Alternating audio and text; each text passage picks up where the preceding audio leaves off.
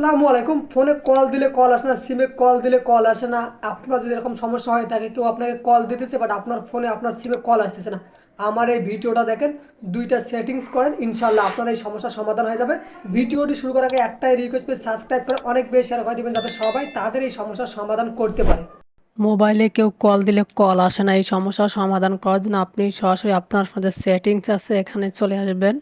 আসার পর এখানে দেখেন অ্যাপস অ্যান্ড নোটিফিকেশন নামে একটি অপশান আছে। প্রতিটা ফোনেরই অ্যাপস অ্যান্ড নোটিফিকেশন নামে একটি অপশান আছে, এর উপরে ক্লিক করে দেবেন। দেওয়ার পর একটু অপেক্ষা করবেন। যারা ভিডিওটি দেখতেছেন প্লিজ শেষ পর্যন্ত দেখবেন। সি অল 83 অ্যাপস, এর উপর ক্লিক করবেন। ক্লিক করার পর এখানে আপনি কলার যে অ্যাপসটা আছে এটাকে আপনাকে খুঁজে বার করতে হবে। এর জন্য আপনি একটু নিচের দিকে আসবেন। প্রতিটা ফোনেরই এক এক জায়গায় থাকতে পারে, আমি আপনাদেরকে সকল প্রসেস দেখাইতেছি। এখানে দেখেন ফোন নামে যে অ্যাপসটি আছে এর উপর ক্লিক করবেন। ক্লিক করার পর এখানে দেখেন ফোর্স স্টপ নামে একটি অপশন আছে, এর উপর ক্লিক করবেন। ক্লিক করার পর এটাকে আপনি ওকে করে দেবেন। তারপর একটু নিচের দিকে আসবেন, এখানে দেখেন স্টোরেজ অ্যান্ড ক্যাশ নামে একটি অপশন আছে, এর উপর ক্লিক করবেন।